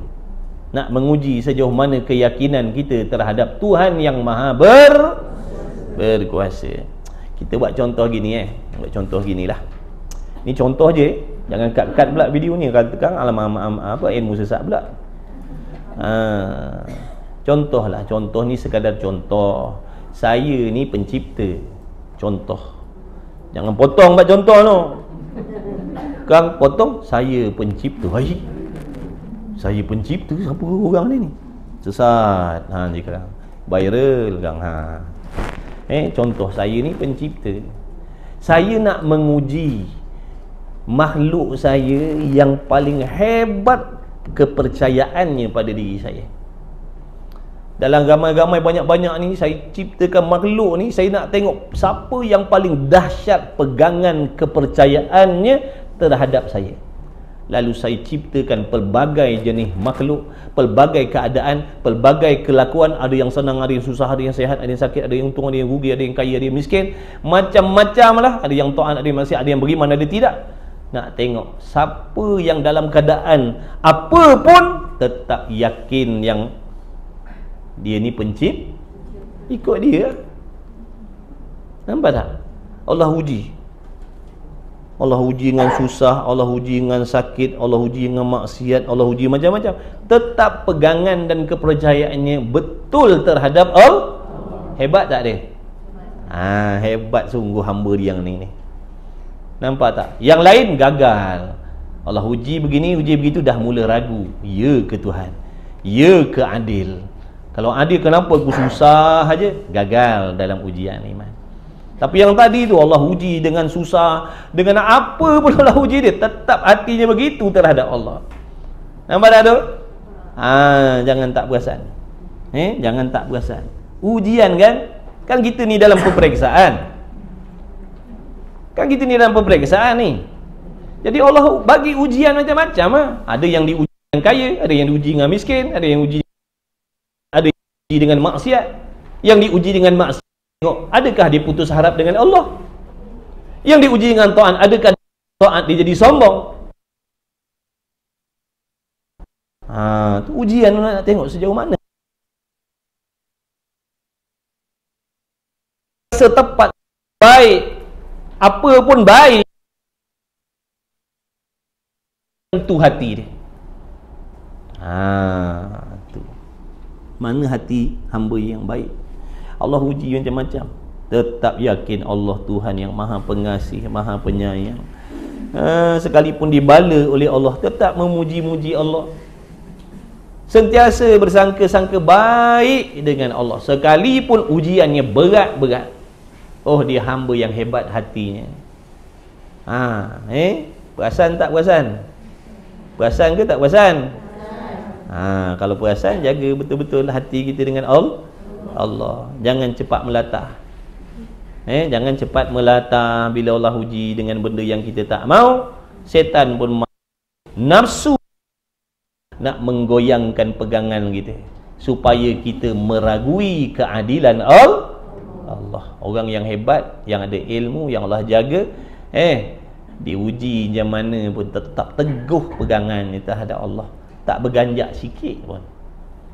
Contohnya tu ada para nabi, para rasul. Tengoklah mereka macam-macam ujian berat-berat. Kita ada sampai ikat perut kita dengan batu? Tak ada sampai situ. Tapi tengok, tetap Nabi SAW kasih pada Allah, taat pada Allah, makin hebat ibadatnya, makin cintakan Allah. Kita bila Allah uji dengan benda-benda yang kita tak mau, mula dah menjauhkan diri dengan Allah. Mula dah jauhkan diri dengan Allah. Yang bertudung buka tudung, yang bernikab tanggal nikab. Kecewa dengan manusia. Beribadat selama ni rupa nak menunjuk-nunjuk pada manusia agar dihargai, agar dipuji, agar disanjung. Sebab tu bila manusia mengecewakan kita, kita pun meninggalkan ibadat. Na'udzubillah min zalik. Rupanya kita berpura-pura buat ibadat. Berpura-pura buat ibadat. Ingatkan buat kerana Allah, rupa kerana makhluk Allah. Buktinya mana? Buktinya kita berhenti membuat taat dengan sebab kecewa dengan manusia. Sungguh ke tidak? Banyak tak yang macam ni? Banyak. Banyak sangat-sangat. Banyak sangat-sangat. Putus cinta, berhenti semayang. Kena cerai, dedah aurat. Na'udzubillah min zalik. Teruskan ibadat kita dengan Allah. Yang memberi syurga Allah, bukan orang. Jadi betulkan, jaga baik-baik. Itulah nafsu tadi tu. Dia menipu, pandai sangat dia, licik dia. Berasa macam yang kita buat ni betul. Konon-kononnya nak menunjukkan kesedihan kita, nak menunjukkan Allahumma salli ala sayyidina Muhammad, putus hati kita lalu kita terjemahkan dengan menderhakai Allah. Na'udzubillah. Kecewa dengan makhluk, derhaka pada Allah. Kecewa dengan makhluk, derhaka pada Tuhan dah. Oh, dahsyat permainan nafsu ni. Jangan main-main. Imam Ghazali kata jangan main-main dengan nama nafsu ni. Dia lebih jahat daripada 70 ekor syaitan lagi. Nafsu ni, syaitan seekor cukup lah. Tak jadi kerja kalau duduk serumah dengan dia. Kalau syaitan seekor duduk serumah dengan kita, tak jadi kerja kita. 70 ekor nafsu lebih jahat daripada tu lagi. Sebab tu dalam 4 benda yang mengganggu ibadat yang paling jahat sekali, nafsu ni lah yang menyebabkan kita jadi macam-macam ni. Oh hebat. Belajar tasawuf, dia akan cerita pasal benda-benda tu. Ada ngaji tasawuf sini? Ke bid'ah ngaji tasawuf? Ada baca kitab tasawuf ni tak? Ada. Kitab apa? Penawar hati. Alhamdulillah. Ngaji sungguh-sungguh. Fardu ain tu.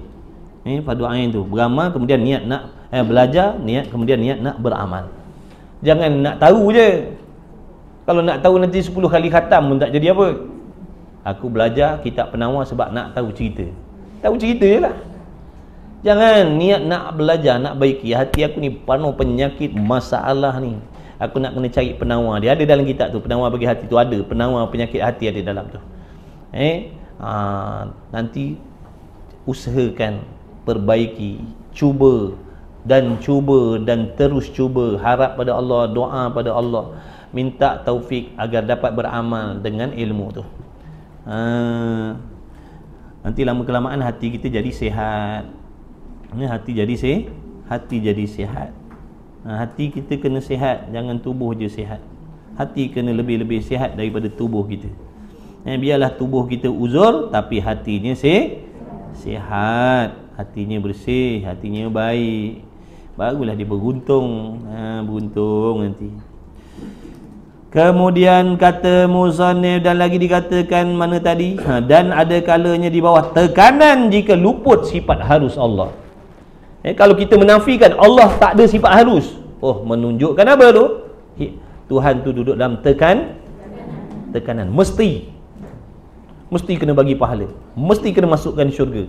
Tu tak. Hilang sifat istighna, hilang sifat terkaya Allah. Maka jika luput demikian itu, nescaya tidak lagi lah dikatakan istighna. Kalau hilanglah salah satu, bukan kata hilang semua, cukup dengan satu hilang, dah tak boleh panggil dah Tuhan tu istighna.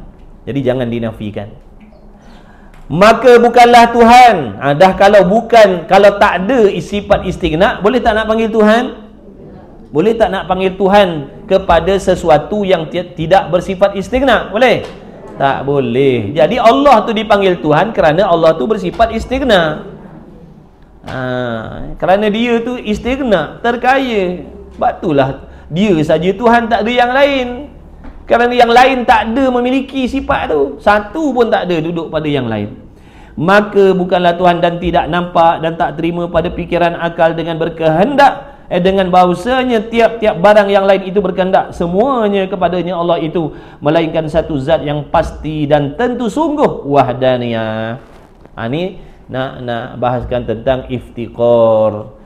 Akal kita tak boleh nak terima, nak mengatakan sekalian makhluk mesti tertumpu, bergantung, berhajat kepada Allah. Melainkan Allah ni dia mesti ketunggalan, dia mesti satu. Tuhan ni mesti satu, barulah semua makhluk menumpu kepada dia. Kalau Tuhan tu berbilang-bilang, makna berbagi-bagilah nanti. Faham tak? Jadi kita nak kata Allah tu tempat tumpuan sekalian alam, menunjukkan Allah ataupun Tuhan ni mesti satu. Kalau banyak, maknanya takkan semua berkehendak kepada dia, takkan semua bergantung kepada dia, akan bagi-bagi pula dah.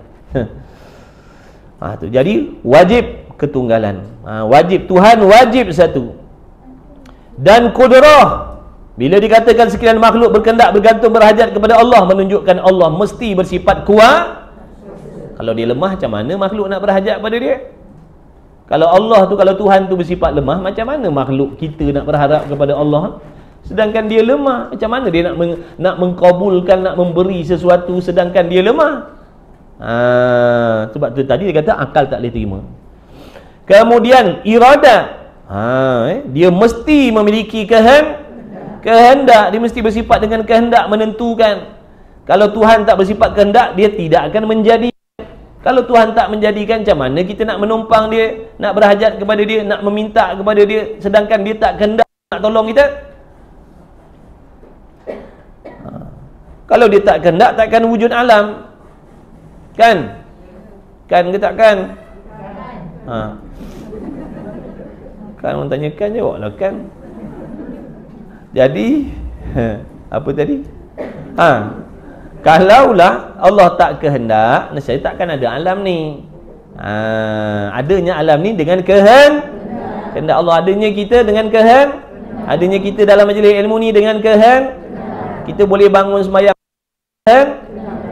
maka jangan sengih seorang-seorang. Jangan sengih seorang-seorang berasa baik dah. Tak boleh pakai orang lain ni. Malas ibadat. Aku ni tengah-tengah musim hujan ni, pagi-pagi bangun sembahyang selamba je. Sekarang 20 rakaat ni main-main. Ni tak boleh harap ni orang ni, kawan sebelah ni. Tak boleh harap ni dia ni sebelah ni. Dalam hati kita, ni orang sebelah tak boleh harap ni. Nak banding aku, baik aku lagi daripada dia. Takabur, sombong dalam hati. Jaga penyakit tu, dia menyelinap masuk dalam hati kita. Takabur, merasa diri lebih mulia daripada orang, lebih soleh daripada orang yang ada depan kita, berasa lebih taat daripada orang yang berada depan kita, berasa lebih baik daripada orang yang ada di hadapan, di kiri, di kanan, di belakang kita. Jaga-jaga tu, takabur namanya. Sifat sombong. Orang yang sombong ni Allah haramkan daripada petunjuk. Orang yang dalam hatinya ada sifat sombong, Allah haramkan daripada mendapat petunjuk Allah. Kemudian ilmu, mestilah Tuhan tu memiliki pengetahuan. Macam mana pengetahuan Tuhan? Dah bahas dah hari tu. Tengok baliklah dalam bab ilmu tu. Ta'alluq, tanjizi, qadim bagi sifat ilmu. Ta'alluq ni meratai, meliputi yang wajib, yang mustahil dan yang harus, semuanya telah ada dalam pengetahuan Allah sejak sedia kala lah. Tu berlaku gempa kat apa tadi, Turki. Bila Allah tahu tu? Sedia kala lagi. Sebab dia yang kehendak. Apa yang dia kehendak semuanya bertepatan dengan apa yang dia dah tahu. Apa yang Allah kehendak muafakat dengan ilmu. Jangan kita kata gempa tu Allah tak tahu. Hari ni baru Tuhan tahu ada gempa kat situ. Mustahil. Itu jangan itu merosakkan akidah kerana meletakkan jahil kepada Allah. Allah tahu dah. Allah lah yang kehendak tu, adalah sebabnya, adalah hikmahnya. Nak menunjukkan dah akhir zaman dah. Kita mengumpat tak berhenti-berhenti lagi. Heboh kiamat. Nak kiamat dah. Tapi mengumpat tak pencen-pencen. Patut pencen dah lah. Dengki-dengki. Doakanlah bila orang dapat nikmat, doakan yang baik-baik. Ni dah tengok orang bahagia, kita ingat angan-angan supaya bercerai. Dah bercerai lah kau. Sakit hati aku tengok. Tu. Jaga. Ingat Allah tak tahu ke dalam hati kita? Mana nak lari? Besok Allah zahirkan. Kat dunia semayang bukan main. Qiyamul lail, rumah ngaji, lalu datang. Rupa dalam hati kau bukan main lagi. Pantang nengok orang dapat kebaikan, kau angan-angan supaya hilang kebaikan orang. Dengki. Jagalah bukan orang berhaji sini. Yang perasan buat apa? Kalau perasan tu macam ada pula kan. Tapi baik perasan ada daripada perasan tak ada dah. Ya Karim, ya Allah. Sungguh tuan-tuan, ibadat bukan mudah. Dia tak dapat tipu yang zahir, dia tipu yang dalam hati. Tujuan dia asalkan balik akhirat dalam keadaan dibenci oleh Allah. Tu je target dia. Tu target dia, nafsu dengan syaitan. Asalkan balik akhirat, kalau tak jadi kafir pun, tu target nombor satu. Nak mengkafirkan, biar keluar daripada alam dunia ni jadi kafir, baru puas hati. Paling tidak pun biar dia dibenci oleh Allah, balik akhirat dalam keadaan dibenci oleh Allah. Tu kira habis tak ada lagi. Kata Imam Ghazali, jangan kau merasakan aman damai daripada permainan nafsu syaitan. Dia sentiasa cari peluang. Kita je yang leka dengan dia punya permainan. Hayat, kemudian sifat hidup Allah. Kalau Allah tak bersifat dengan hidup, bagaimana makhluk nak berkehendak kepada dia? Dan kaunuhu qadiran, itu isyarat kepada sifat maknawiyah yang melazimi dengan kudrat tu. Dan kaunuhu muridan, kaunuhu aliman, kaunuhu hayyan, dan tentu tidak pula segala lawan-lawan bagi 9 yang tersebut, maka jumlah yang direti. Rantai lagi ke dalam tu? Betul kan yang direti? Maka jumlah yang digerti, makna yang difahami pada iftikar itu 18 daripada yang wajib dan yang mustahil. Maka jika luput satu daripadanya seperti luput daripadanya kudrat dan lainnya. Kalau seandainya hilanglah sifat kekuasaan Allah, nescaya makhluk, segala makhluk tidak lagi berkehendak kepadanya Allah. Kalau hilang sifat kudrat satu je, hilang kudrat je pada Allah, nescaya makhluk takkan berhajat dah kepada Tuhan. Kerana Tuhan sudah lemah, bersifat lemah, maka apalah lagi berkehendak kepadanya Tuhan yang dah bersifat lemah dan tidak lagi dinamakan tu, tak boleh panggil Tuhan. Kita habiskan peringkat ni lah. Dan makna Muhammad sallallahu alaihi wasallam itu pesuruh Allah itu ialah Muhammad itu sallallahu alaihi wasallam itu seorang manusia yang dilantikkan akan dia oleh Tuhan, oleh Allah Ta'ala, menjadi utusan, menjadi rasul dan pesuruh untuk menyampaikan dalam mutakhir kitab Jawi, dan pesuruh untuk menyampaikan segala barang yang diwahyukan kepadanya, rasul akan segala makhluk. Jadi itu makna Muhammadur Rasulullah. Maka tidak nampak dan tidak terima akal akan seorang yang dilantik dengan jadi pesuruh Allah itu melainkan orang yang bersifat dengan sifat siddiq. Dia mestilah bersifat benar. Benar dia tu pula dia punya sifat benar tu pula tak sama dengan benar-benar yang lain-lain.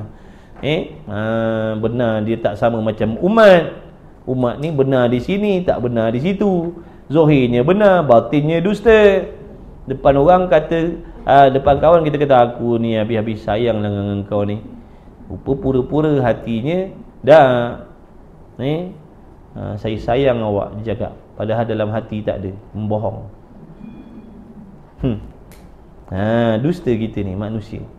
Rasul tak benar zahir, benar batin, benar hatinya, benar zahirnya. Manusia ni tak. Jadi sifat benar yang ada pada Rasul tak sama seperti sifat benar yang ada pada selain Rasul. Tak sama. Jangan kata sama pula. Tak sama. Lagi pula tidak ada jadi Nabi Rasul melainkan semata-mata pilihan daripada Allah. Tak boleh nak naik martabat jadi Nabi, jadi Rasul dengan memperbanyakkan ibadat. Tak boleh. Ada pun nak jadi waliullah, kekasih Allah, boleh. Nak jadi Nabi Rasul tak boleh. Tutup dah.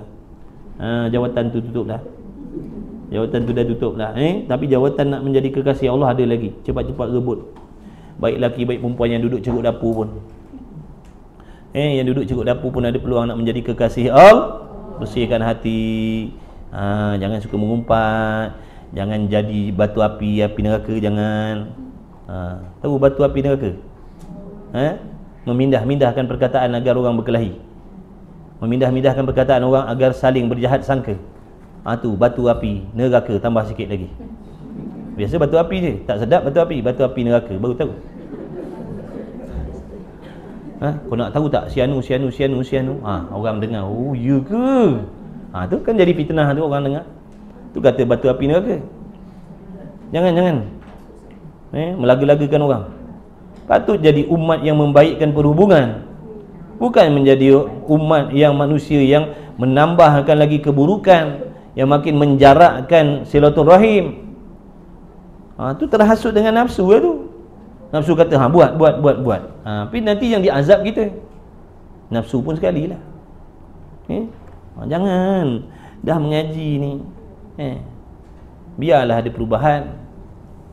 Ni kita yang kuat mengumpat daripada tak mengaji. Elok orang tak mengaji daripada kita mengaji. Tak kena lah pada tempat. Dia padan patutlah dia tu banyak mengumpat, berdengki, memfitnah. Dah dia jauh daripada ilmu. Ni kita yang mengaji, rumah mengaji, pagi petang siang malam mengaji, tapi mengumpat macam biasa. Apa beza dengan orang tak mengaji? Maksudnya tak ada faedah lah yang kita dapat ambil daripada Allah dah panggil kita duduk dalam majlis ilmu ni. Biarlah ada perubahan. Bukan marah nasihat. Untuk diri saya lah. Kawan-kawan, tuan-tuan orang baik-baik semua, tak apalah lah. Sungguh biar ada perubahan. Cakap-cakap juga, tapi memang betul lah. Jangan ngumpat lah. Orang nak dengar cerita benda jahat je aku tak nak dengar, minta maaf. Kalau kau nak cerita pasal dia, kau cerita yang baik. Yang buruk aku tak nak dengar. Sekalipun betul benda tu aku tak nak dengar. Aku tak ada kepentingan untuk tahu. Dan aku pun tak boleh nak ubah dia jadi baik. Kau nak tahu, kau nak cerita kejahatan dia, cerita dengan bapak dia. Bapak dia boleh nasihat dia. Tu tempat mengumpat yang harus. Daripada aku, tempat mengumpat yang haram. Jadi kena belajar bab mengumpat juga. Mengumpat tu ada kalanya boleh, ada kalanya haram. Orang nak cerita benda jahat dia, tak payah. Tak nak dengar, biar dia. Tu urusan dia. Aku pun banyak dosa, kau pun banyak dosa. Macam tu lah. Biar ada perubahan lah. InsyaAllah. InsyaAllah lah. Allah dah panggil duduk tempat belajar tu, menunjuk Allah nak jadikan orang baik lah tu. Kalau dah Allah tak panggil, Nabi bersabda yang maksudnya ilmu ni akan diberi kepada orang yang bahagia dan diharamkan daripada orang yang celaka. Orang yang celaka diharamkan ilmu, orang yang bahagia akan diberi ilmu oleh Allah. Tanda-tanda orang yang bahagia, Allah akan dekatkan dia dengan ilmu. Tapi kalau sekadar ilmu tak beramal, tak bahagia. Itu minta Allah bagi taufik kita beramal. Dan jangan putus asa. Jangan putus asa. Bukan hari ni buat, hari ni berubah jadi baik. Dah ada orang sampai maksud ibadatnya berpuluh-puluh tahun baru sampai. Berpuluh tahun baru Allah bagi dia sampai kepada maksud ibadat tadi. Ada orang yang berbulan, ada orang yang bertahun-tahun, ada orang yang tak sampai sekelip mata. Tu rezeki daripada Allah. Yang ramai-ramainya jatuh bangun. Jangan putus asa. Baru kita cuba 2-3 kali, 2-3 tahun cuba nak jadi baik, tak boleh-boleh, kita tarik diri dah. Tak mau dah. Itu namanya putus asa. Jangan putus asa. Teruskan harap kepada Allah. Allah boleh je nak tolong kita bila-bila masa, tapi Allah nak bagi kita pahala sabar banyak-banyak, pahala bermujahadah, pahala bergantung dengan Allah. Nampak tak tu? Allah nak bagi. Jadi jangan kata bila dah cuba tak boleh, aku tak boleh dah. Jangan. Boleh, insya-Allah. Allah Maha Kuasa memberi pertolongan pada aku. Cuma Allah belum kehendak, belum sampai masa yang Allah kehendak. Macam itulah hati kita. Kalau tak, nanti kita jadi putus asa. Baru cuba sekejap dah tak boleh, dah tarik diri dah. Kemudian tabligh, menyampaikan. Tabligh ada berapa bahagian? Tengok balik bab tabligh. Dan berperangai seperti perangai manusia yang tidak mengurangkan martabat dan hikmah jadi Rasul itu, dan tidak pula bersifat dengan segala lawan yang tersebut. Maka jumlah yang digerti daripada Muhammadur Rasulullah itu ada 9. Dan apabila dihimpunkan barang yang digerti daripada makna la ilaha illallah itu, iaitu 41, nescaya jadilah segala akidah yang wajib atas tiap-tiap mukallaf mengetahui serta mengaku dalam hatinya dengan tentu sungguh segala yang wajib, dan dengan tidak segala yang mustahil, dan yang berlaku dan yang tidak bagi yang harus. Semuanya ada 50. Ada 50 akidah, 50 undang-undang akidah. Sebagai wajib ain. Apa maksud wajib ain? Wajib atas tiap-tiap individu, laki-laki, perempuan, tua, muda, suami, isteri, menteri, raja, rakyat, semua kena tahu. Sebab fardu ain tu.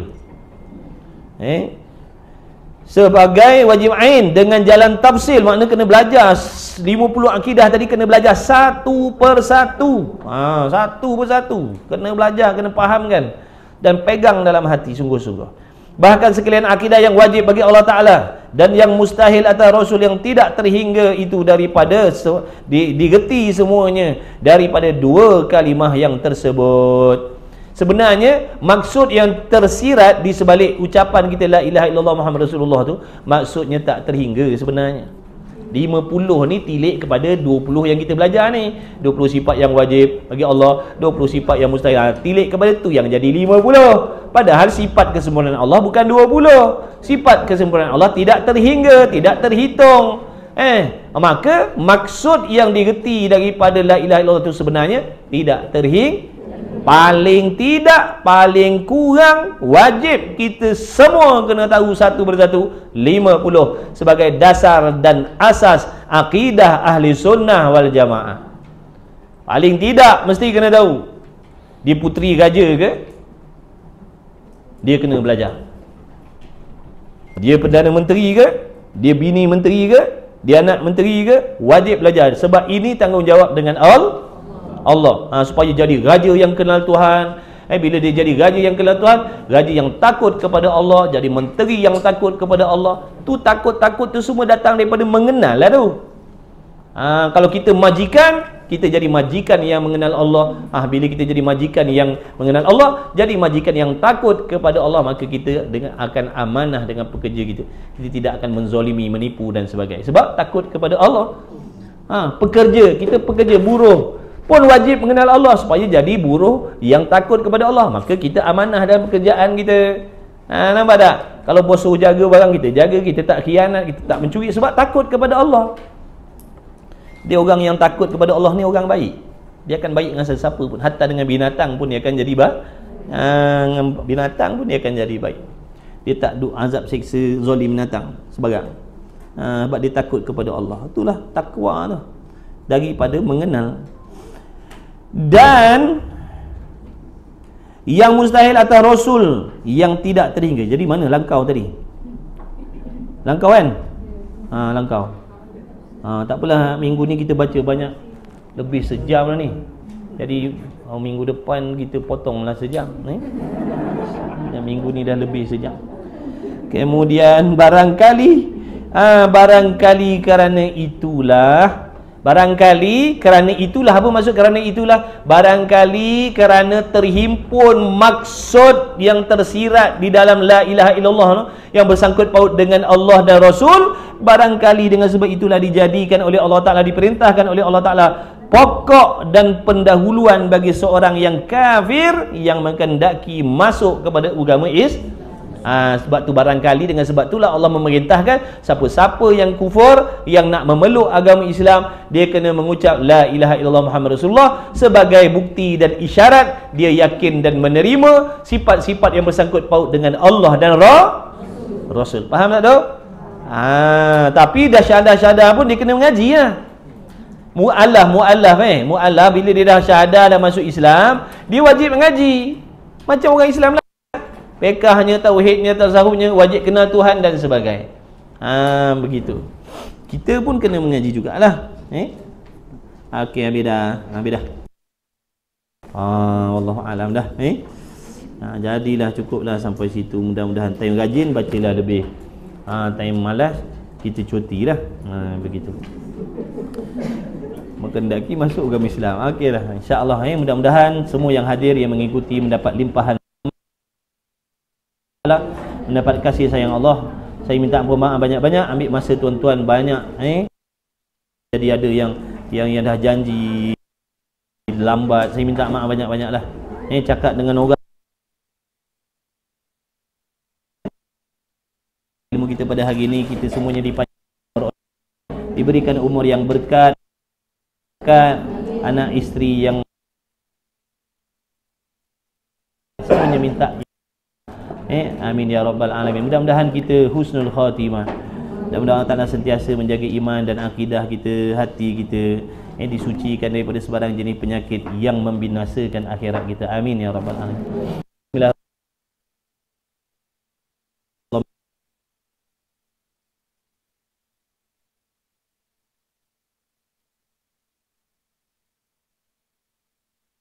Wassallallahu ala sayyidina Muhammad walhamdulillah.